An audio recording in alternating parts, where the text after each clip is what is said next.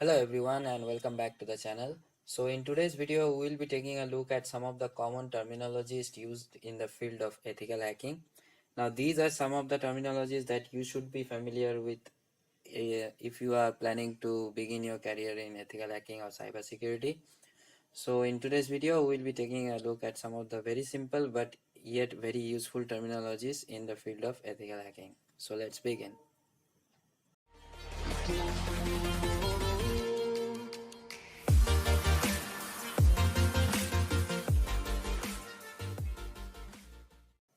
So at number one, we have vulnerability. A vulnerability, or in other words, loophole, is a problem in any piece of software that generally arises due to bad coding practices.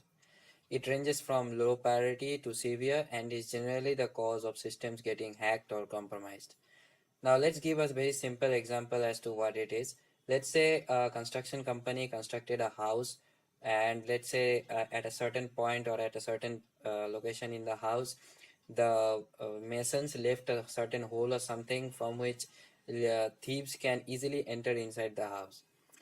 Now that is a vulnerability. All right, now that construction company or whoever designed that particular house or whoever made that particular house didn't take that into consideration, and it was obviously a bad practice by them, and thieves can compromise this particular vulnerability or particular problem to steal inside the house. Now when it comes to technology or when it comes to computers and internet or something, we don't have construction and all that stuff going on, but the main thing that works over here is obviously the coding purposes and all that stuff, coding and all that stuff.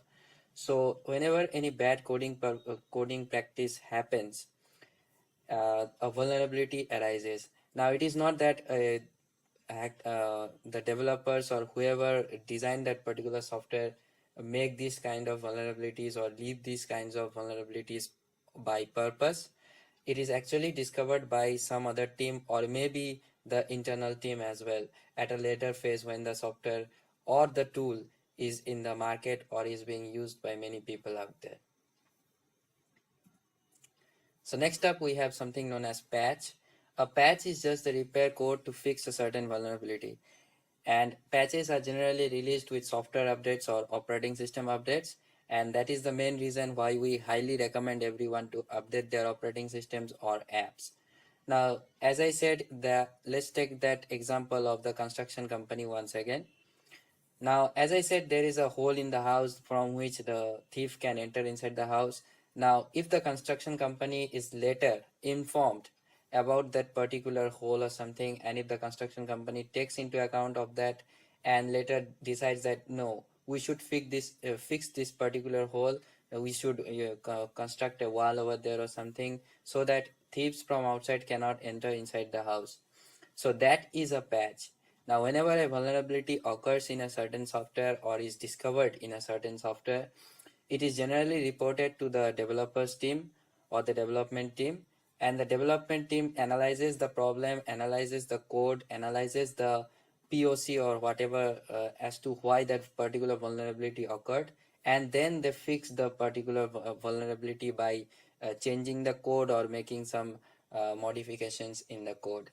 And later on, when these modifications are made, they release that as a patch to the users and um, ask them to install the latest update or something similar. Next up, we have something known as exploit. An exploit is a piece of code that is made to take advantage of a vulnerability. Exploits are generally made by the same people who discover a certain vulnerability in a certain system.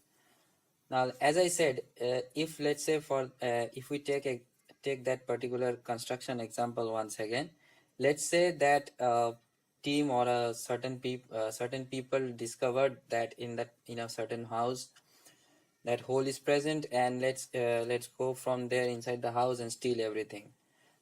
So that group of people, whoever found that particular um, hole or something in the house, they actually took advantage of that hole to go and steal inside the house. So this thing is known as an exploit.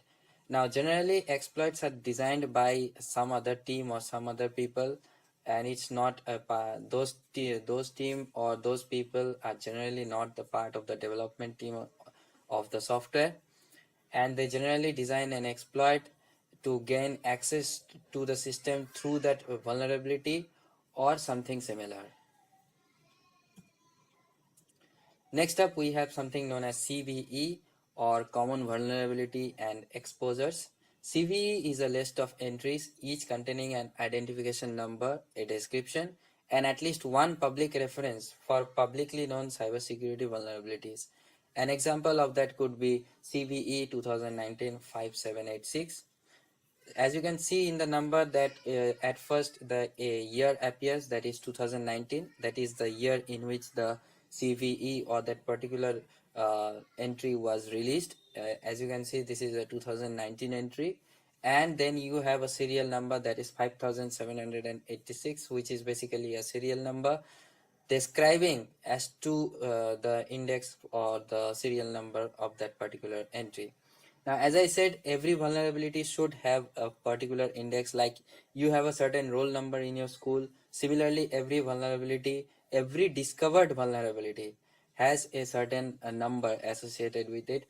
So whenever you need to identify that particular vulnerability, you can simply, Google that particular CVE number. As you can see that example right in here, you can simply Google this particular CVE number, and you will get a plethora of websites describing as to what vulnerability it is, and some website may also provide you POC, or how to actually exploit this particular vulnerability to take advantage of the, or to gain control of the system in which this or that vulnerability has actually occurred.